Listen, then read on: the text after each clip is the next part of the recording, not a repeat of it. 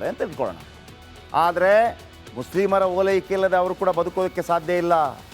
ಪ್ರಖರ ಹಿಂದೂವಾದಿ BJP ಜೊತೆಗೆ ಮೈತ್ರಿ ಇದೆ. ನಾನು ಒಂದೇನು ಹೇಳಿದೆ, ಮಲ್ಲಿಕಾರ್ಜುನ ಖರ್ಗೆ ಅವರು ಹೇಳಿದ್ರಲ್ವಾ, ಅವರದೇ ರಾಜ್ಯ ಆಡಳಿತ ಇರೋ ರಾಜ್ಯ ತೆಲಂಗಾಣ. ಈಗ ನಾಯ್ಡು ವಿಚಾರಕ್ಕೆ ಬರ್ತೀವಿ. ಹಿಂದುತ್ವದಲ್ಲಿ BJPಗರನ್ನೇ ಮೀರಿಸ್ತಾ ಇದ್ದಾರೆ ಪವನ್ ಕಲ್ಯಾಣ್ ಜನಸೇನಾದಲ್ಲಿ. ಆದರೂ ಜಾತ್ಯತೀತ ತತ್ವ ಪಾಲಿಸ್ತಾ ಇದ್ದಾರೆ ನಾಯ್ಡು. ಮುಸ್ಲಿಮರಿಗೆ ರಂಜಾನ್ ಗಿಫ್ಟ್ ಕೊಟ್ಟಿದ್ದಾರೆ ನಾಯ್ಡು ಅವರು ಕೂಡ.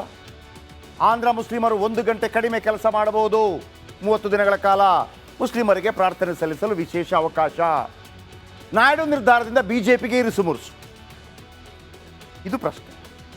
ಆದರೆ ಒಂದು ಹೇಳ್ತೀನಿ ವೀಕ್ಷಕರೇ, ಈಗ ಕರ್ನಾಟಕಕ್ಕೆ ಬರ್ತೀವಿ. ಹಾಗಿದ್ರೆ ಮುಸ್ಲಿಮರು ರಂಜಾನ್ ಹಬ್ಬ ಆಚರಿಸ್ಕೋಬೇಕು. ಕ್ರೈಸ್ತರು ಕ್ರಿಸ್ಮಸ್ ಆಚರಿಸ್ಕೋಬೇಕು. ಭಾರತೀಯರಾದ ನಾವೆಲ್ಲರೂ ಆಚರಿಸ್ಕೋಬೇಕು, ಅದರಲ್ಲಿ ತಪ್ಪಿಲ್ಲ. ಆದರೆ ಹಿಂದೂಗಳ ಹಬ್ಬಕ್ಕೆ ಈ ಥರ 1 ಗಂಟೆ ಬೇಗ ಹೋಗಿ ಇಂಥ 30 ದಿವಸ ನಮಗೂ ಕೊಡಿ ಅಂತ ಕೆಲವರು ಕೇಳ್ಬೋದಲ್ವಾ. ನವರಾತ್ರಿ ದಿವಸ 1 ಗಂಟೆ ಬೇಗ ಹೋಗಬಹುದು, ದೀಪಾವಳಿ ದಿವಸ 1 ಗಂಟೆ ಬೇಗ ಹೋಗಬಹುದು, ಗಣೇಶೋತ್ಸವ ದಿವಸ ಬೇಗ ಹೋಗಬಹುದು. 30 ದಿನಗಳು ಹೇಗೆ ಕೊಡ್ತೀರೋ ಹಾಗೆ ಕೊಡ್ಲಿಕ್ಕಾಗತ್ತೆ ನಿಮ್ಮಿಂದ, ಆಗ ನೀವು ಮಾತಾಡಲ್ಲ. ಅದು ಯಾಕೆ? ಈಗ ಕರ್ನಾಟಕದಲ್ಲಿ ಇಂಥ ಒಂದು ಪ್ರಯತ್ನಗಳಾಗ್ತಾ ಇದೆ. ಈಗ ನನಗೆ ಕೇಳಬೇಕು, ಸಿದ್ದರಾಮಯ್ಯನವ್ರ ಹತ್ರ, HC ಮಹದೇವಪ್ಪ ಅವ್ರ ಹತ್ರ, ಮಲ್ಲಿಕಾರ್ಜುನ ಖರ್ಗೆ ಅವರ ಹತ್ರ, ಹಿಂದೂಗಳಾಗಿದ್ದರೆ ಅದು ಕೂಡ ಭಾರತ ದೇಶದಲ್ಲಿ ಹಿಂದೂಗಳ ಹಿಂದೂ ಹಬ್ಬವನ್ನು ಆಚರಿಸೋಂಗಿಲ್ವಾ? ಶಾಲೆಗಳಲ್ಲಿ ಶಾರದಾ ಹಬ್ಬವನ್ನೇ ಆಚರಿಸೋದು ನಿಲ್ಲಿಸ್ಬಿಟ್ಟಿದ್ದೀರಿ. ಪಕ್ಕದ ಕೇರಳದಲ್ಲಿ ಶಾಲೆಗಳಲ್ಲಿ ಶುಕ್ರವಾರ ರಜೆ ಕೊಡ್ತಾರೆ. ಈಗಲೂ ನೀವು ಕೇಳಿಬರ್ಬೋದು, ಶುಕ್ರವಾರ ರಜೆ ಕೊಡ್ತಾರೆ ಮುಸ್ಲಿಮರಿಗಾಗಿ.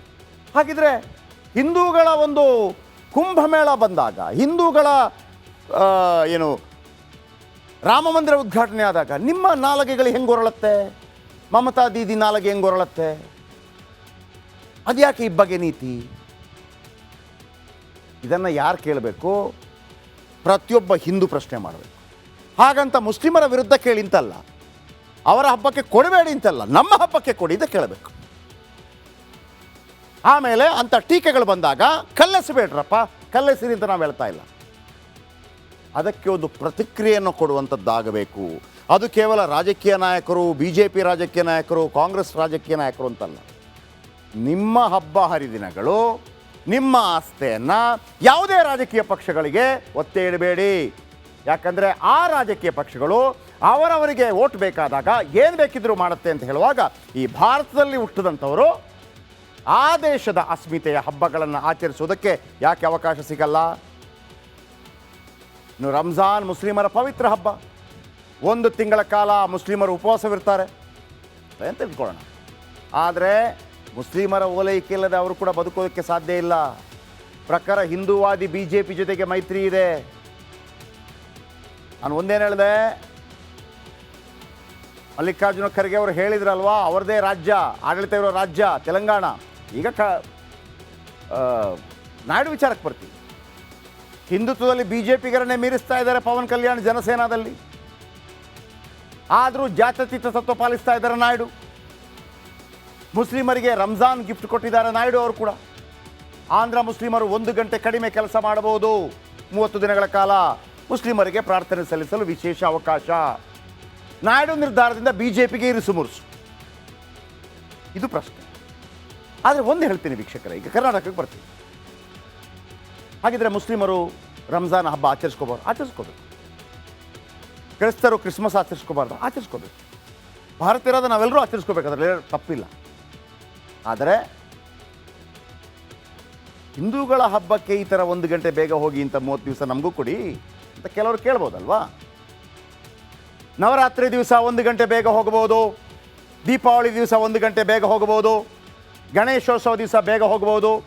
30 ದಿನಗಳು ಹೇಗೆ ಕೊಡ್ತೀರೋ ಹಾಗೆ ಕೊಡ್ಲಿಕ್ಕಾಗತ್ತೆ ನಿಮ್ಮಿಂದ, ಆಗ ನೀವು ಮಾತಾಡಲ್ಲ. ಅದು ಯಾಕೆ?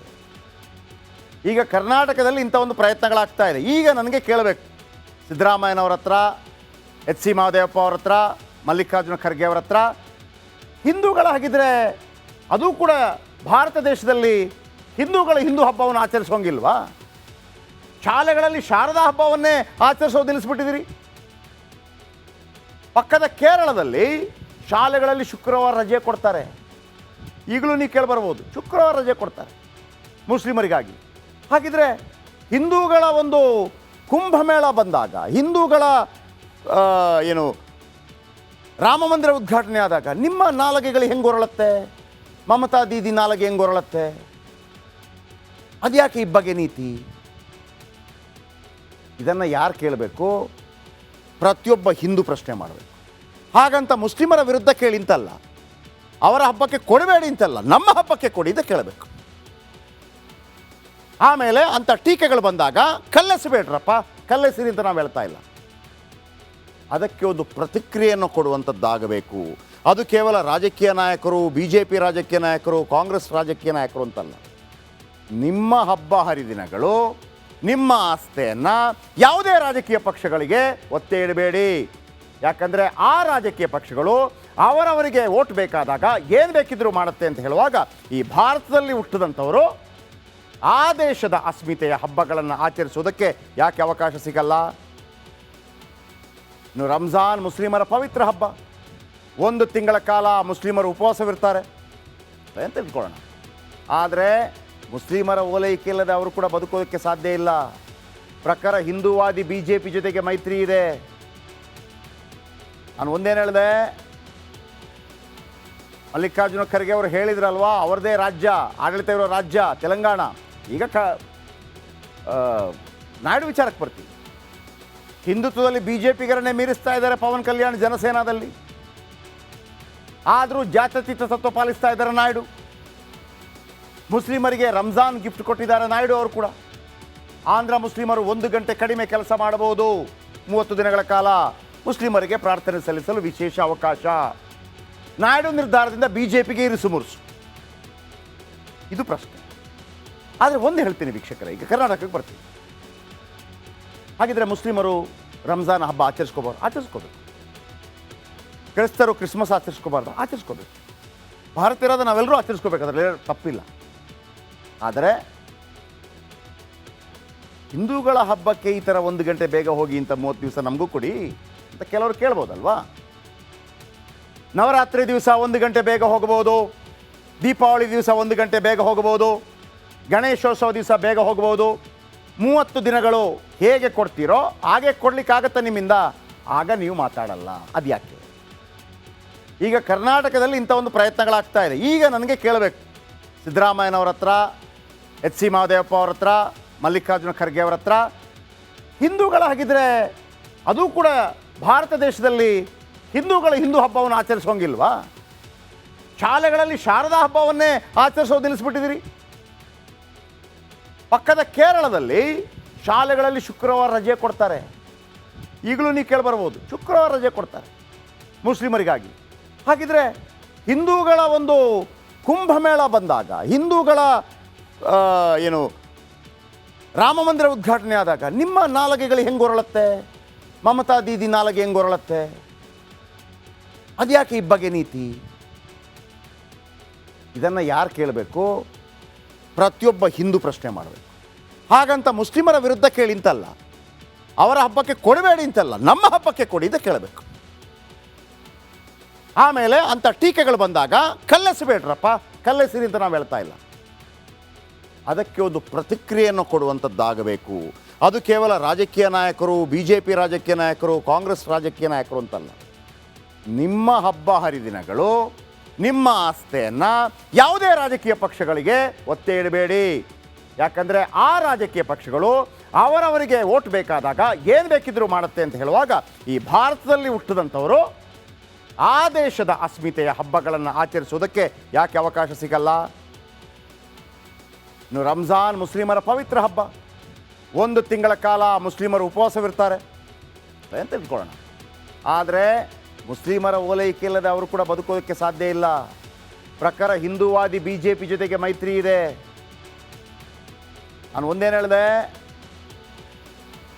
ಮಲ್ಲಿಕಾರ್ಜುನ ಖರ್ಗೆ ಅವರು ಹೇಳಿದ್ರಲ್ವಾ, ಅವರದೇ ರಾಜ್ಯ, ಆಡಳಿತ ಇರೋ ರಾಜ್ಯ ತೆಲಂಗಾಣ. ಈಗ ನಾಯ್ಡು ವಿಚಾರಕ್ಕೆ ಬರ್ತೀವಿ.